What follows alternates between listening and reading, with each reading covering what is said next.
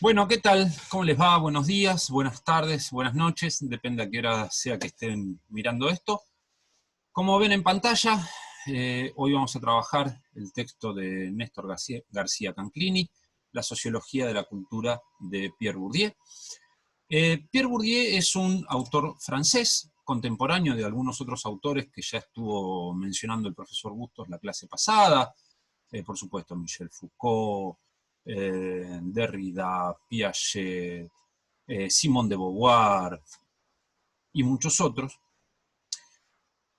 Y lo que hoy vamos a trabajar fundamentalmente de la vastísima obra de Bourdieu, son dos conceptos centrales, dos conceptos muy importantes que a nosotros nos interesa hacerle llegar como una forma de abordar la comprensión que tenía Bourdieu respecto de el funcionamiento de lo social y el entronque o la conjunción o la relación entre el individuo y la sociedad.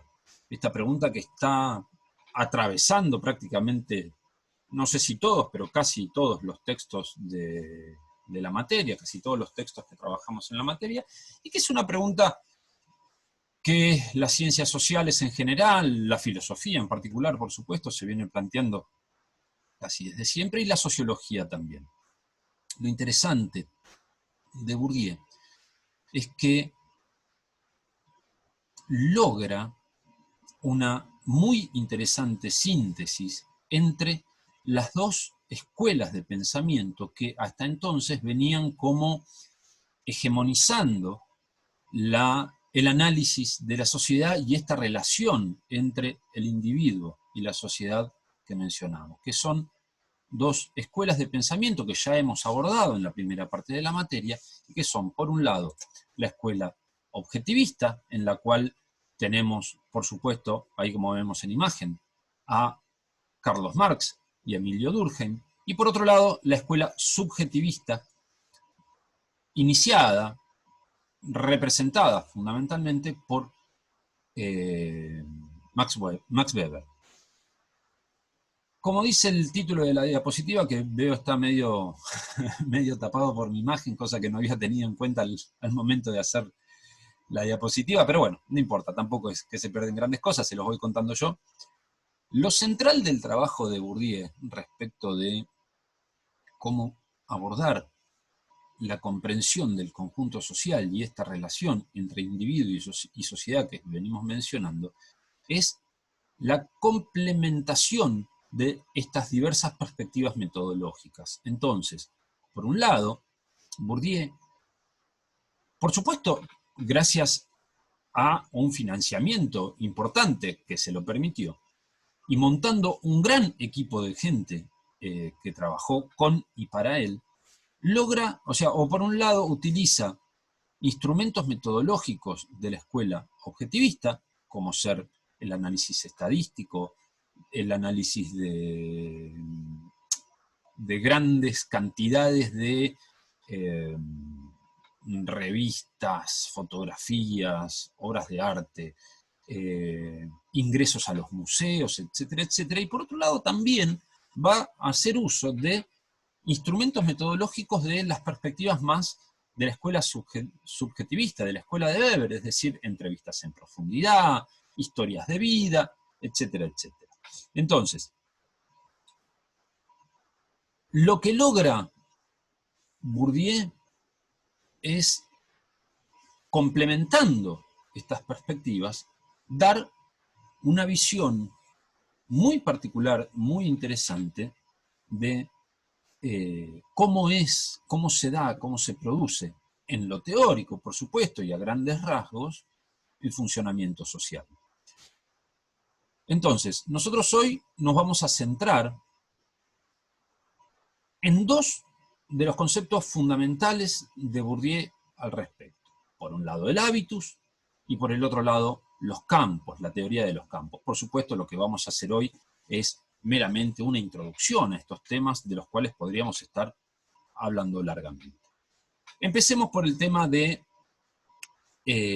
los hábitos. ¿qué son los hábitos? Primero que nada, lo fundamental que tenemos que comprender es que los hábitos son una estructura mental. No son los hábitos, ¿sí? El hábitus precede, antecede al hábito. Entonces, decíamos, es una estructura mental que está en cada uno de nosotros, que cada uno de nosotros tenemos en nuestra psique, por supuesto, en nuestra subjetividad, dirá Bourdieu. Y si bien es cierto que por momentos la escritura de Bourdieu es enrevesada, siempre digo que parece más un autor alemán que un autor francés, por lo difícil que es comprenderlo a veces cuando escribe, si nos ponemos a analizarlo con tranquilidad, vamos a ver que por lo menos lo que nosotros tenemos para analizar de Bourdieu hoy no es tan difícil. A ver, Bourdieu habla de que los hábitos son una estructura mental que está estructurada y a la vez está predispuesta para funcionar como estructura estructurante. Es tal cual lo escribe o lo define como está puesto ahí en el primero de los ítems. Es una estructura estructurada, predispuesta para funcionar como una estructura estructurante. Esto que parece un terrible trabalenguas, que se suma, por ejemplo, a cuando lo define al hábitus como el lugar de la interiorización de lo exterior y de la exteriorización de lo interior, está diciendo básicamente lo mismo. ¿Sí? ¿Por qué? Porque el hábitus, dijimos ya, lo primero, lo más importante que tenemos que tener en cuenta es una estructura mental. Es una estructura mental que está estructurada. ¿Estructurada por qué? Por la posición objetiva que el agente, que cada uno de nosotros ocupa al interior del conjunto social, al interior de cada uno de los campos de los cuales participa. Ya tengan un segundito de paciencia, ya vamos a ver qué son los campos, cómo funcionan, etcétera. Pero en principio tengamos eso. El hábitus está estructurado por la posición que cada uno de nosotros ocupa al interior de cada uno de los campos sociales en los cuales participa y por lo tanto también del conjunto social, por la posición que uno ocupa al interior del conjunto social. Y por supuesto también el hábitus, por eso habla Bourdieu de que es una estructura estructurada predispuesta para funcionar como una estructura estructurante, decíamos, el hábitus es también una estructura estructurante. ¿Estructurante de qué? De las prácticas sociales, de las prácticas de los sujetos, de lo que hacemos cada uno de nosotros, de nuestras prácticas. Entonces, el hábitus es una estructura que llevamos cada uno de nosotros, que está estructurada, o si quieren para desarmar un poquito el trabalenguas, que está determinada por el lugar que ocupamos al interior de la sociedad y que al mismo tiempo genera o provoca las prácticas sociales que llevamos a cabo. Por eso hablamos también de un proceso de interiorización de lo exterior y de exteriorización de lo interior. Es decir, lo exterior, el conjunto, los condicionamientos sociales de los cuales habla Durkheim, se introducen en nosotros, se hacen carne en nosotros, y en función de eso es que nosotros actuamos. ¿Sí? Es en función de eso que desarrollamos lo que Weber definiría la acción social. ¿Se entiende? Bien. Entonces, a ver, tenemos por un lado que esa estructura está estructurada, el hábitus, esa estructura que es el hábitus, está estructurada, decíamos, por la posición que ocupamos en el conjunto social. Es decir, tenemos, por un lado, como decíamos recién, que dice Durkheim, los condicionamientos, al mismo tiempo que tenemos determinadas experiencias, ¿sí? Condicionamientos y experiencias estructuran el hábitus, porque, a ver, porque si no, nosotros podríamos pensar que yo puedo tener los mismos, o sea, el mismo hábitus, la misma estructura mental que tiene cualquier persona que haya tenido los mismos condicionamientos que yo. ¿A qué llamamos condicionamientos? A esto que venimos llamando, a esto que venimos mencionando o describiendo desde el texto de Durkheim en adelante. La familia, la escuela a la que fuimos, la gente que conocimos, etc. Entonces, por ejemplo, yo podría tener exactamente el mismo hábitus que mi hermano, ¿sí? Que nació en la misma familia que yo, que fue a la misma escuela que yo, por supuesto un par de años más tarde porque es más chico, etcétera, etcétera. Pero no, si bien mi hábitus, mi estructura mental va a ser similar, por obvias razones, a la de mi hermano, no es idéntica. ¿Por qué? Porque a los condicionamientos hay que sumarle las experiencias, es decir, lo que yo individualmente viví, distinto a lo que vivió mi hermano, o a lo que vivió mi vecino, o a lo que vivió algún compañero de grado. ¿Me explico? ¿Por qué? Porque cada uno de nosotros, dice Bourdieu, somos Bourdieu y no solo Bourdieu, hay muchos autores que apuntan a esta misma dualidad en la conformación de la subjetividad de las personas. Somos producto de el contexto en el cual nos socializamos, pero también de las experiencias de vida que tuvimos a lo largo de nuestro desarrollo. Es decir, por más que mi hermano y yo hayamos vivido, desde luego, en el mismo seno familiar, por más que hayamos ido a la misma escuela, con muy pocos años de diferencia, por más que, no sé, hayamos ido a jugar a la pelota al mismo club, las personas con las cuales nos relacionamos, fuera de la familia, por supuesto, en esos otros ámbitos externos a la familia, han sido distintas. Y por lo tanto, las experiencias que hemos vivido han sido distintas también. Entonces, con similares condicionamientos, pero con experiencias distintas, se forman hábitos similares, pero diferentes, ¿sí? Nadie tiene dos hábitos, dos estructuras mentales idénticas. Por supuesto, hay patrones, sí, desde luego, y eso ya es más bien terreno de la psicología, diría Durkheim, ¿no? Entonces, este hábitus es también, como venimos diciendo, una estructura estructurante. Es un principio generador de las prácticas sociales. Es decir, hay una condición de preadaptación, o sea, prácticas sociales que son compatibles con los condicionamientos. ¿A qué nos referimos con esto? A ver, si nosotros nos desarrollamos en el seno de una familia en el cual los padres son, por ejemplo, estudiantes o han sido estudiantes universitarios, han sido graduados universitarios, en la cual hay una alta valoración por los estudios superiores, si bien no es obligatorio, es muy probable, va a decir Bourdieu, que el hábitus entendido como un estructurante de las prácticas sociales, como un principio generador de esas prácticas, genere, nos lleve a desarrollar prácticas sociales que son compatibles con los condicionamientos. De ahí es que hablamos de una preadaptación de las prácticas a los condicionamientos, ¿sí? Por supuesto también, si hay condicionamientos generales y experiencias similares, va a haber hábitos similares, ¿sí? Y por lo tanto, ahí es donde podemos mencionar o podemos comprender lo que Bourdieu llama el hábitus de clase, que repito, si bien no hay dos hábitos exactamente iguales, hay hábitos similares. Entonces, si nosotros dejamos de considerar al sujeto individual y pasamos a considerar a un conjunto de sujetos y vemos que ese conjunto de sujetos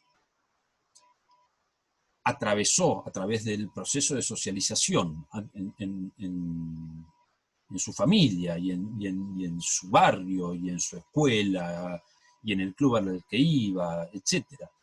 Condicionamientos similares en cuanto a lo geográfico, en cuanto a lo económico, en cuanto a lo político, en cuanto a lo cultural, etc. Entonces, lo más probable es que desarrolle hábitos similares. Y por lo tanto, esto le permite a Bourdieu hablar de hábitos de clase. Entonces, la clase social, vemos, dice Bourdieu, está definida por los condicionamientos, por el hábitus. Y dado que ese hábitus está también condicionado por la posición que el individuo, el sujeto, ocupa al interior de cada uno de los campos sociales de los cuales participa, es momento de pasar a analizar el concepto de campo. Primero que nada, ¿qué es un campo? Un campo social es una zona de actividad social diferenciada. ¿Sí? Podemos graficarlo como un gran círculo, o sea, podemos graficar a la sociedad como un gran círculo, dentro de la cual hay diversos, no infinitos, pero sí múltiples campos sociales. Acá, por solo nombrar algunos ejemplos, hemos mencionado al campo cultural, al campo político, al educativo, al religioso, al económico o al deportivo. Por supuesto, podemos pensar más, podemos pensar otros. Todos son posibles de existir. ¿Qué es lo que define la existencia de un campo social? Va a decir Bourdieu, fundamentalmente la existencia de un capital específico a través de, o en pos del cual los agentes se movilizan en disputa unos con otros para hacerse de ese capital específico. Es decir, a ver,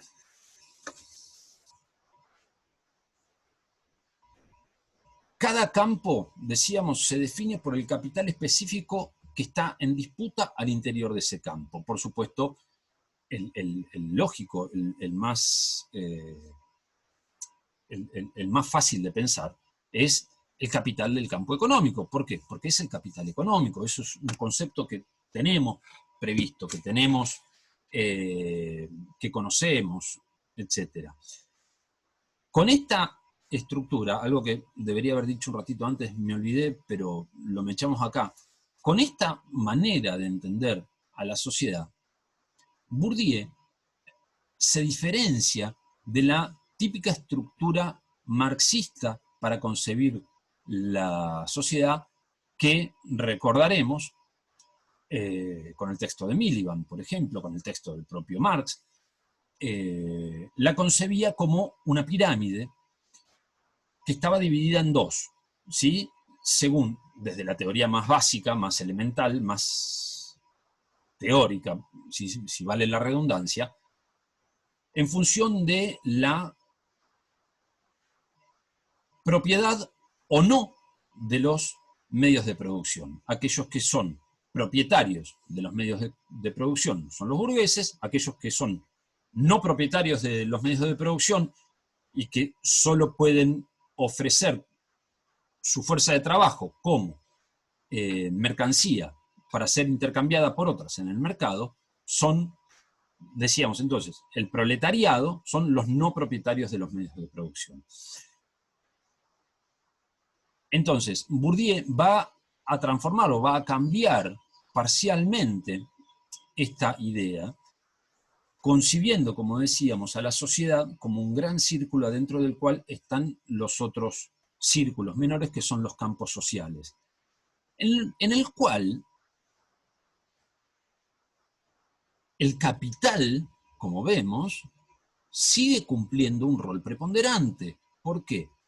Porque una de las características centrales de los campos sociales, de cada uno de los campos sociales, es que los individuos, los sujetos que participan de cada campo, por ejemplo, casi todos participamos del campo económico, todos ustedes, al igual que yo, participamos del campo educativo, por supuesto participamos del campo cultural, del campo político, no todos necesariamente participamos del campo religioso o del campo deportivo, ¿sí? Pero sí del político, del cultural, del educativo, del económico, etc.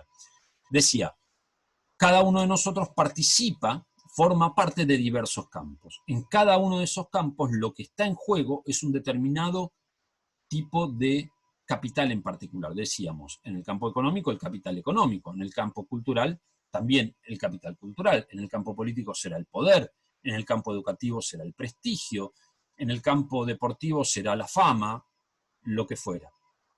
Pero decíamos, la ubicación de cada uno de nosotros al interior de ese campo no es aleatoria, no estamos flotando en el aire, sino que es una ubicación jerárquica, hay una jerarquía. Por eso en uno de los círculos ahí pongo alta, media y baja. ¿Por qué?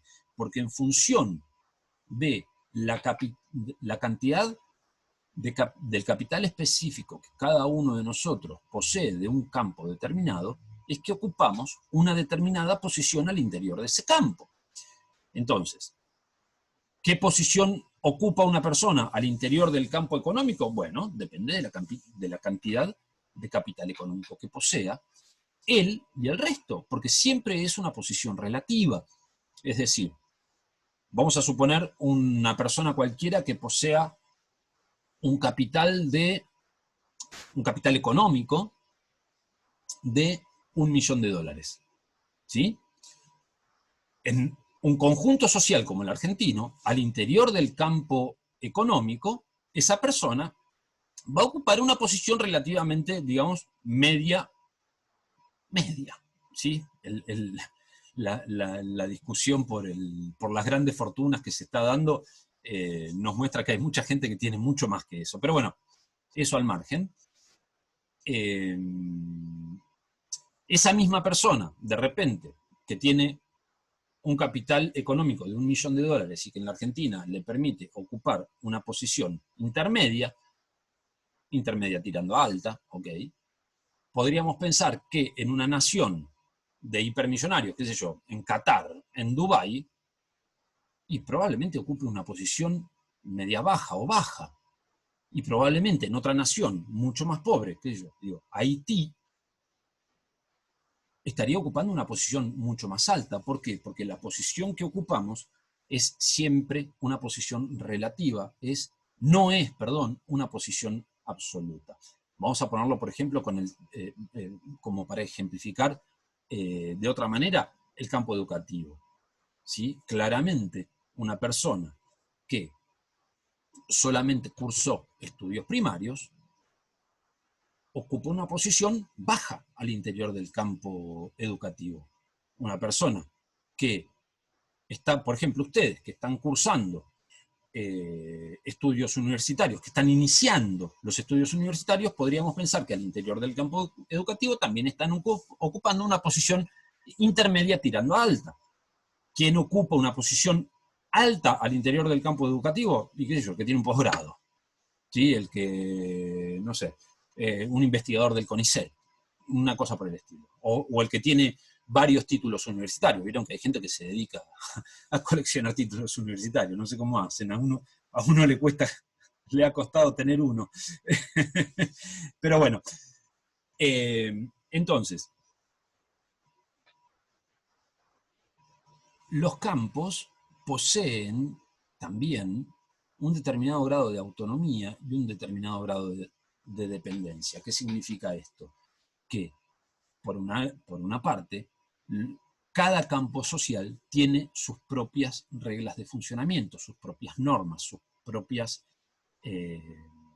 cuestiones aceptadas como válidas y las que no. Pero al mismo tiempo, cada campo social puede ser influenciado por lo que sucede en otros campos sociales. De nuevo, vamos al ejemplo más sencillo. Claramente, lo que pueda suceder en el campo político está influenciado por lo que sucede en el campo económico. Digo, una gran depresión, una crisis económica puede producir cambios, y de hecho sucede con frecuencia, por ejemplo en un país como el nuestro, que suele tener crisis económicas con bastante frecuencia, por desgracia, eso puede y suele provocar cambios al interior del campo político. Por supuesto, eso también es al revés. ¿Sí? Puede darse que un cambio al interior del campo político genere modificaciones, genere impactos en el resto de los campos, en el campo religioso, en el deportivo, en el educativo, en el económico o en el que a ustedes se les ocurra.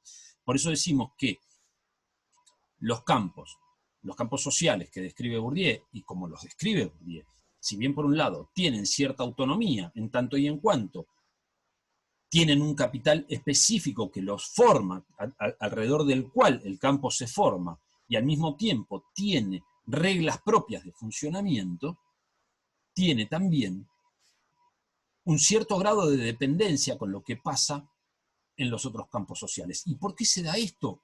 Por la sencillísima razón de que no existe nadie que participe solo y únicamente de un campo. Todos nosotros vamos pasando por diversos campos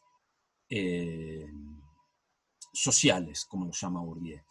¿Qué sé yo? Por más que no nos dediquemos a la política, ¿sí? Como mínimo, absolutamente mínimo, los mayores de 16 años, cada 2 años vamos a votar y participamos del campo político. ¿Sí? Después, cada vez que vamos a una marcha, o cada vez que militamos en una agrupación, o cada vez que nos peleamos con alguien por Facebook o por Twitter, o que discutimos de política en la cena familiar, en la mesa familiar, estamos también participando del campo político. También sí, tal vez, por supuesto, en este caso la enorme mayoría de nosotros, en una posición baja, ¿sí? O dominada, porque otra forma, que me había olvidado de comentarles, en que Bourdieu menciona a estas posiciones, además de alta, media o baja, puede ser también como dominante, intermedia y dominada, ¿sí? Por último, lo que nos queda pensar, bueno, en realidad nos quedan un par de cosas, es esta cuestión de la complicidad objetiva. ¿A qué nos referimos con la complicidad objetiva? Más allá de que alguno de nosotros podría tranquilamente estar en desacuerdo con el modo en que funciona un determinado campo, lo cierto es que el solo hecho de participar de ese campo nos hace aceptar las reglas. Es decir, yo puedo pensar que el capitalismo es un desastre. ¿Sí? Puedo combatir al capitalismo y querer hacer la revolución y establecer la dictadura del proletariado. Pero si ando en la calle y tengo hambre, agarro, saco plata de la billetera, voy al kiosco y me compro un alfajor. Y estoy participando del campo económico, con las reglas que el campo económico me impone para participar en él. Volvamos al ejemplo de Durkheim respecto del idioma. ¿Sí? Nosotros podríamos pensar que el campo cultural está mal organizado por estar el lenguaje circunscripto al castellano y yo querer decidir que o pretender que no sé, sería mejor para la cultura nacional que nos comunicáramos en, no sé, en guaraní, ¿sí? Porque es más de nuestras raíces, es más de nuestra tierra, y pónganle la justificación que quieran. Pero cuando salgo a la calle e intento comunicarme con el resto de las personas, esto que mencionaba Durkheim, la sociedad se nos impone y nos obliga a usar un determinado lenguaje y no otro, es también un paralelo con lo que decimos de Bourdieu, de que estamos aceptando las reglas de funcionamiento del campo social. Y a eso es a lo que Bourdieu menciona como complicidad objetiva. El funcionamiento, el efecto de funcionamiento del campo determina que esto que venimos diciendo anteriormente, que la posición ocupada por cada individuo, alta, media, baja, dominante, intermedia o dominada, da origen al contenido de su hábitus. Y entonces, su hábitus, hay una relación circular que vamos a pasar a analizar enseguida, ya como último punto, como última idea que queremos reforzar. hay como una relación circular. ¿Por qué? Porque el hábitus, decíamos, está determinado, o sea, el efecto de funcionamiento del campus es que determina o da origen al contenido del hábitus. ¿Y el hábitus qué es? Dijimos, un principio generador de prácticas sociales. ¿Y dónde se desarrollan las prácticas sociales de los sujetos? Ni más ni menos que en los campos, ¿sí? Después, para ir cerrando con la idea de campos, lo que tenemos que pensar es esta idea muy interesante que tiene Bourdieu también, de que el capital llama al capital. ¿A qué se refiere con esto Bourdieu? Básicamente a esta cuestión de que aquel individuo que al interior de un determinado campo logra hacerse de una posición dominante, es decir, que logra acaparar para sí una gran porción del capital que se disputa en ese campo específico, del capital específico que se disputa en ese campo, perdón, tiene más posibilidades de acaparar también mayores cantidades del capital específico de otros campos, ¿sí? Por ejemplo, alguien que ocupa una posición alta al interior del campo deportivo puede habitualmente también, y desde esa posición alta en el campo deportivo, adquirir también una posición alta en el campo económico o en el campo político. ¿Sí? Pensemos, nada, cualquier deportista que gana millones de dólares, o sea, que en base a su habilidad particular, individual y absolutamente suya, logra destacarse al interior del campo deportivo, de repente pasa a ocupar una posición media alta o, en todo caso, mejora su posición al interior del campo económico. Y hay muchos casos de gente que a través de ese capital que va llamando al capital, logra también